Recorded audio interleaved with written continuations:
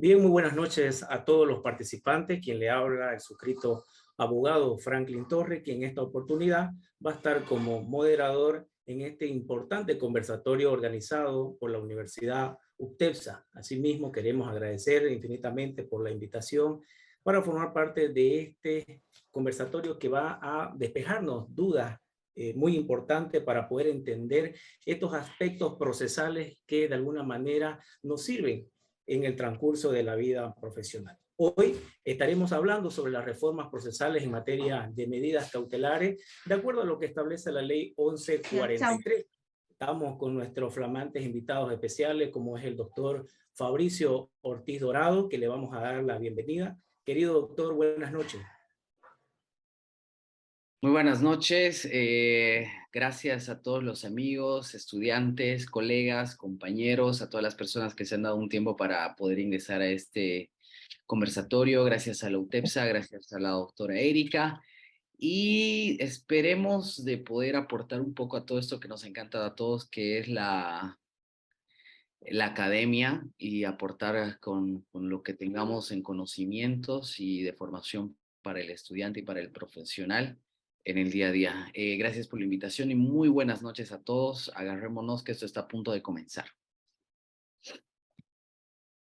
Gracias, querido doctor. De igual manera, le damos la bienvenida a nuestro segundo invitado, que es el doctor Romer Saucedo Gómez, al quien le damos un saludo de manera virtual. Bienvenido, querido doctor Romer. Muy buenas noches, un gusto poder estar con ustedes, agradecer la invitación que se me ha realizado por parte de la Universidad UTEPSA, a los organizadores, y de igual manera aprovechar este espacio, ¿no? Como lo decía el doctor Fabricio, para poder hablar sobre temas que nos apasionan, principalmente en materia penal, y que de esto podamos salir enriquecidos todos a través del conversatorio que vamos a desarrollar esta noche. Bien, vamos a cederle el uso de la palabra para que pueda dar la bienvenida a este importante conversatorio a nuestra querida amiga, la doctora Erika de Philip, quien es la jefa de carrera y obviamente es una de las protagonistas en que se dé este interesante conversatorio. Buenas noches, querida doctora. Adelante, por favor. Bueno, muy buenas noches. Quiero dar la bienvenida a nombre del Colegio de Posgrado de la Universidad UTEPSA a este conversatorio que forma parte de... bueno, alguien tiene su micrófono abierto. Que forma parte del diplomado en Derecho Penal que vamos a iniciar prontamente. Entonces, muchas gracias a los docentes por haber aceptado la invitación para aportar con sus conocimientos y bueno, gracias a todos los participantes. Bienvenidos, gracias. Bien, es importante conocer a nuestros disertantes de esta noche. Vamos a empezar a hablar sobre el doctor Romer Saucedo Gómez. Para aquel que no lo conoce, nuestro abogado, doctor Romer Saucedo Gómez, tiene una interesante formación académica, cuenta con un doctorado en Derecho Constitucional, con mención a la argumentación jurídica, máster propio internacional en prevención y represión de blanqueo de dinero, fraude fiscal por la Universidad de Santiago de Compostela, España. Asimismo, cuenta con maestría en Administración de Justicia y Derecho por parte de la Universidad Autónoma Gabriel René Moreno, especialista en Derechos Humanos, diplomado en Administración de Justicia, diplomado en la Ley 1173 y diplomado en Educación Superior, también por la misma universidad, es decir, por la Universidad Autónoma Gabriel René Moreno. Esta noche estaremos hablando sobre los aspectos de la reforma del derecho penal con relación a la ley 1443. Asimismo, queremos hablar sobre nuestro segundo invitado, que es el doctor Fabricio Ortiz Dorado, que es licenciado en Derecho con maestría en Derecho Penal y Procesal Penal, con especialista en técnica y estrategia de litigación, profesor de pre y posgrado, especialista en educación superior virtual, egresado también de la maestría de Derecho Constitucional y Procesal Constitucional, coach de abogado y miembro honorífico del Colegio de Abogados de Apunari, Perú, abogado influyente en abogados jóvenes y fundador del Movimiento Abogado Joven Bolivia, una escuela de formadores de abogados litigantes. Vamos a empezar conversando con nuestro estimado y amigo doctor Romer Saucedo, quien nos podrá decir cuál es tan importante, querido doctor, las modificaciones que se han dado, ¿no?, con relación a la 1173 y qué se entiende por medidas cautelares. Bien, muchísimas gracias. Primero, una pequeña aclaración. Todavía no tengo el título de doctorado. Estamos postulando justamente a ese posgrado. O sea, como pequeña aclaración, ¿no? Con relación a lo que manifestaba en cuanto a las modificaciones que realiza la ley 1443, es importante hacer primero un análisis de cómo se vienen dando estas reformas en el último tiempo con relación específica a la materia penal.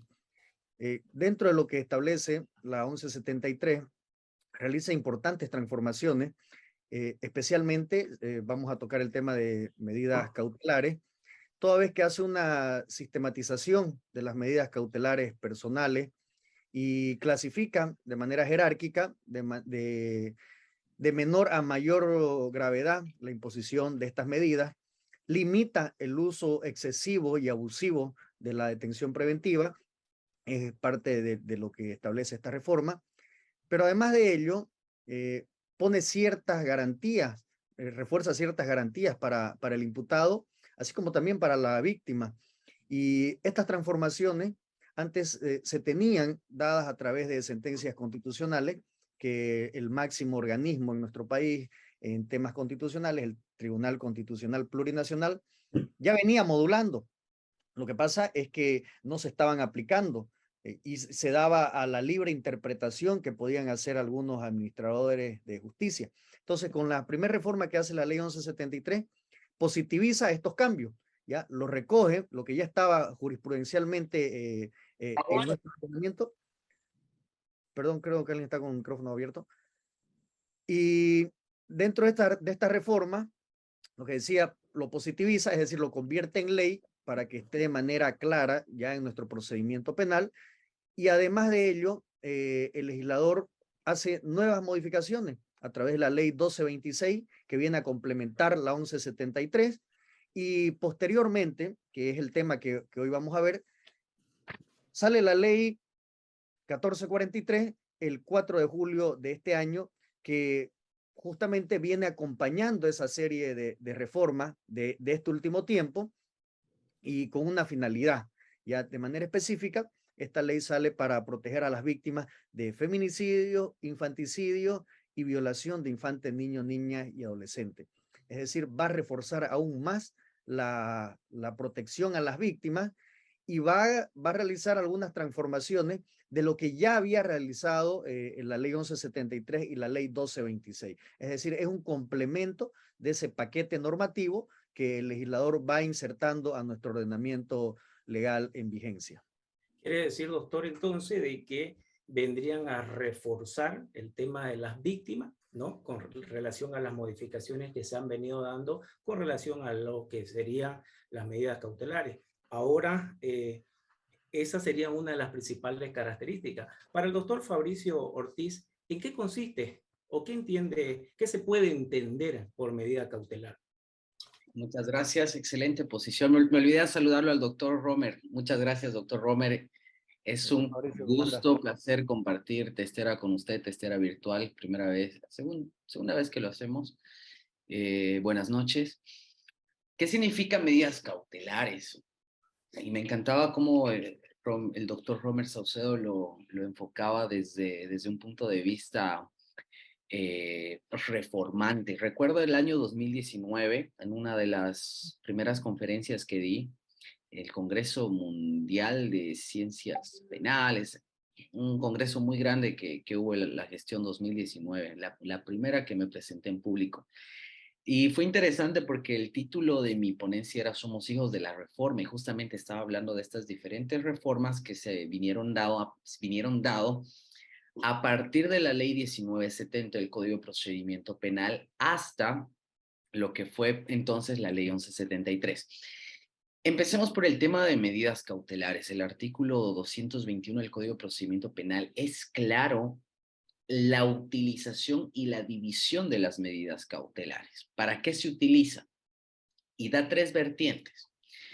Las principales son para asegurar el cumplimiento de la ley, que es una muy importante. Las otras dos es para garantizar el proceso. No recuerdo bien las otras dos vertientes que da el artículo 221 del Código de Procedimiento Penal. Pero vamos a un detalle importante que establece el Código de Procedimiento Penal. Establece la excepcionalidad de aplicación de la detención preventiva. Estos temas de la detención preventiva vinieron dándose desde que tenemos el ejercicio del Código de Procedimiento Penal. ¿Por qué?